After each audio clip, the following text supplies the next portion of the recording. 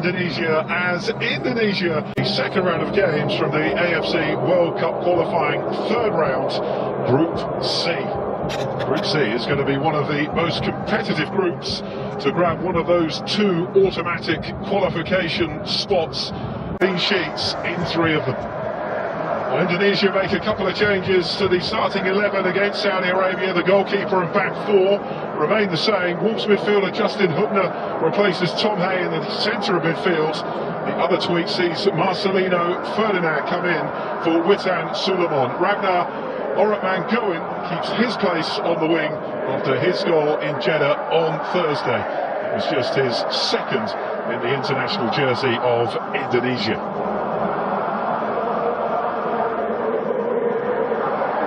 Just the one loss here in qualifying so far, beaten 2-0 by Iraq. Pada miss, belakang pada Eliano, Tom Haye. Oh, peluang terbaik tadi. Cukup baik kita lihat Tom Haye. Tapi jangan lupa Sintayong punya pengalaman mengalahkan Jepang di kejuaraan Asia Timur ya, Bung Adi. Jadi kita berharap Sintayong masih punya sisa serbuk ajaib itu untuk menghadapi Jepang. Nathan, kembali lagi kita lihat Ragnar. Masih Ragnar menusuk, kita lihat dari kotak penalti. Masih Ragnar, shooting Ragnar. Sama yang dijalani bersama dengan timnas Indonesia. Kita lihat melewati 2-3 pemain, posisi kosong, kaki kiri dan depan. Itu berbahaya. Tadi dilakukan terhadap Indonesia oleh Wataru Endo. Saya memberikan instruksi ya, maju. Jadi jangan sampai terlalu ke dalam dari seputaran kita. Menguasai lakukan sudah. Oh, memang sangat berbahaya Bung Maruf. Eksekusi tendangan bebas dari main asal dalam umpan terobosan langsung ke dalam kotak penalti. Mendapat kawalan ketat. Kita lihat Ayese Ueda. Semoga saja tetap tenang. Bisa melihat ulang. Sadar jika adalah Hajime Moriyasu yang benar-benar mendapatkan kejutan bikin kesalahan mendasar dan memanfaatkan momentum. Saya pikir tekanan ini membuat Jepang juga hati-hati dengan pemain kita. Depan penjaga gawang terus dikawal oleh Nakamura, Keito Nakamura. Kita lakukan sudah pendek tadi. Oh, kembali di pertahanan dari Jepang yang bisa dieksploitasi oleh para pemain Indonesia. Bung Wes. Perlihatkan celah itu. Tinggal bagaimana kita keluar dari tekanan, percaya diri. 4 pemain Indonesia, 5 pemain Indonesia di kotak penalti dilakukan sudah tinggi, mengarah kepada yang lagi dari Jepang. Strategi Kevin Fordong, tendangan langsung tadi mengarah ke gawang, tapi posisi sangat tepat tadi. Tepat langsung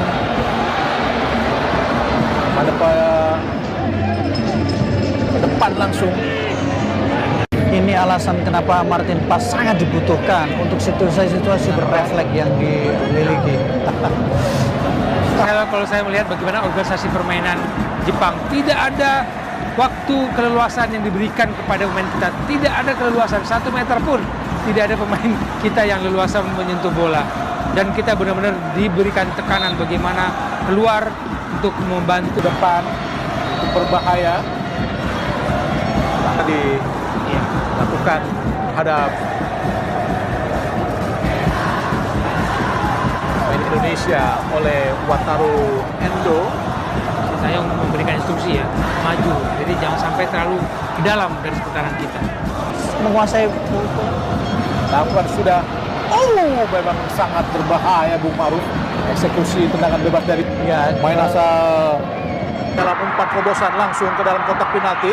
Mendapat kawalan ketat. Kita lihat Ayese Ueda. Semoga saja tetap tenang. Bisa melihat ulang. Pada miss, belakang pada Eliano, Tom Haye. Oh, peluang terbaik tadi. Cukup baik kita lihat Tom Haye.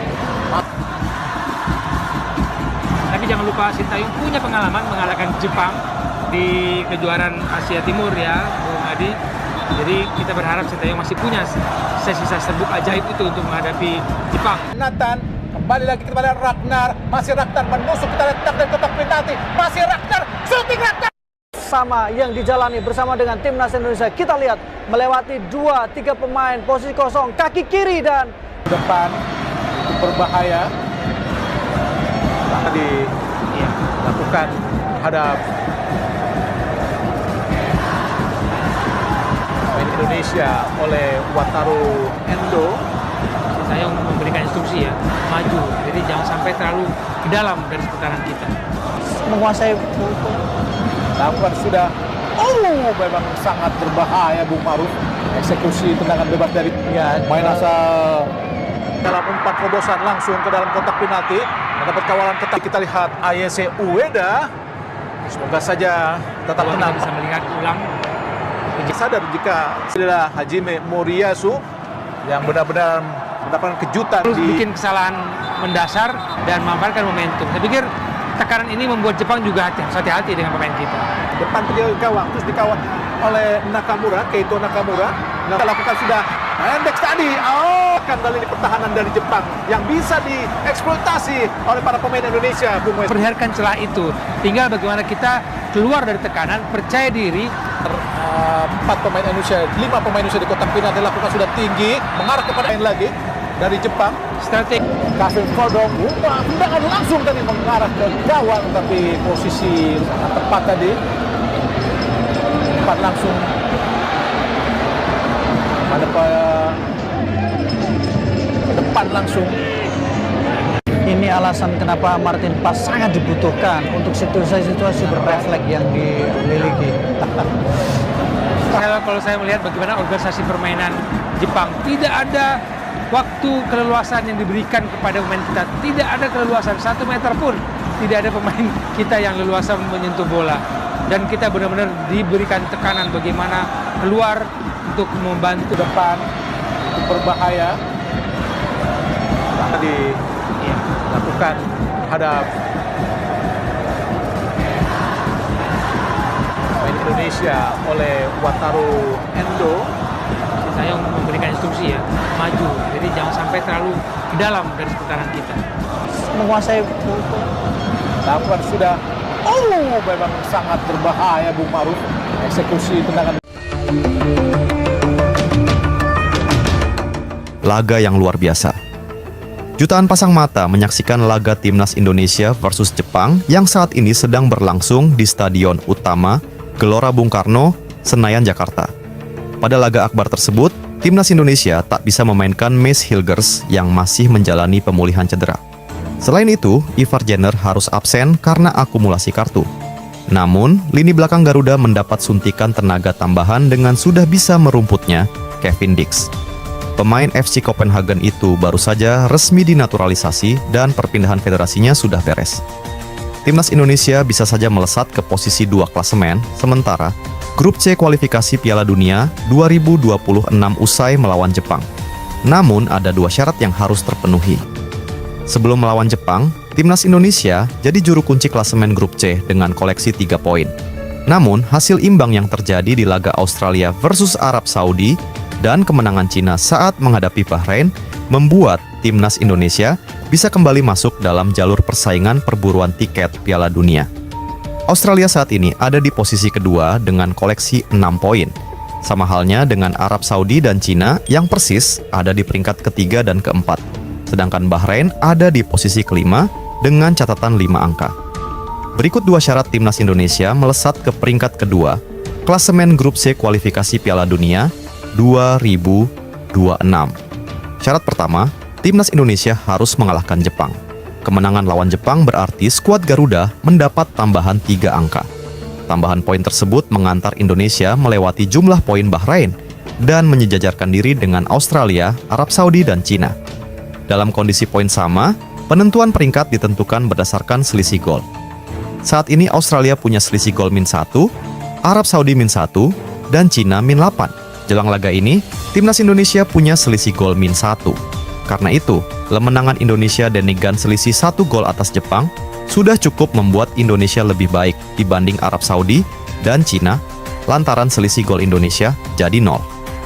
Posisi ketiga sudah pasti jadi garansi bagi Timnas Indonesia andai menang lawan Jepang. Namun, untuk merebut posisi kedua, Ragnar Oratmangoen dan kawan-kawan mesti bekerja ekstra keras.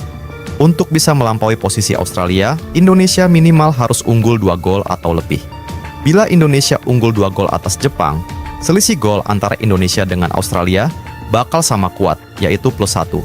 Namun timnas Indonesia bakal berhak duduk di posisi kedua lantaran lebih baik dalam hal produktivitas gol dibanding Australia. Berikut ini adalah berikut prediksi timnas Indonesia versus Jepang di kualifikasi Piala Dunia 2026 yang Mimin rangkum dari berbagai sumber. Di atas kertas, peringkat Indonesia dan Jepang bagai bumi dan langit.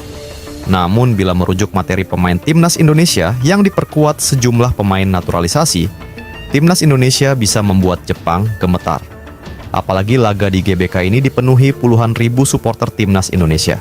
Dalam situasi itu, timnas Indonesia bisa mengejutkan Jepang yang tentunya akan bermain menyerang lewat serangan balik.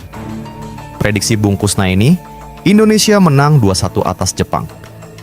Bermain bertahan dan kemudian menyerang balik akan jadi upaya STY.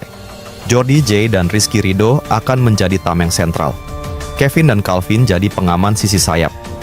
Koordinasi lini belakang yang solid bakal jadi kunci penting, kata Bung Kusna ini. Saya prediksi timnas Indonesia versus Jepang akan berakhir dengan kemenangan tuan rumah. Skuad Merah Putih akan menang 2-1 dari skuad nomor 1 Asia itu, imbuhnya. Duel Indonesia versus Jepang kali ini akan berbeda dibanding saat Piala Asia 2023. Baik Indonesia maupun Jepang sama-sama memiliki pemain baru. Indonesia memiliki sejumlah keuntungan dalam pertandingan ini. Selain dukungan supporter, kondisi rumput GBK yang tidak rata bisa menguntungkan Indonesia dan menghambat permainan Jepang. Seperti apapun kekuatan Jepang, saya tetap memprediksi Jepang kalah 2-1. Di lain sisi, Jepang merupakan lawan terberat timnas Indonesia di babak ketiga, kualifikasi Piala Dunia 2026. Di atas kertas, Jepang unggul segalanya dan sangat diunggulkan untuk mengalahkan Indonesia di GBK. Namun, Shin Tae-yong memiliki komposisi tim berkualitas yang punya kemampuan untuk merepotkan Jepang. Hasil imbang bukan tidak mungkin diraih tim Garuda. Kuncinya adalah tidak melakukan kesalahan sejak awal laga dan sigap mengantisipasi pergerakan cepat 1-2 Jepang. Indonesia juga harus berani main saat menguasai bola, bukan hanya menunggu di belakang. Skor akhir 1-1 yang akan menjadi 1 poin berharga bagi Indonesia melawan Jepang. Lantas, gimana menurut prediksi kalian timnas lovers?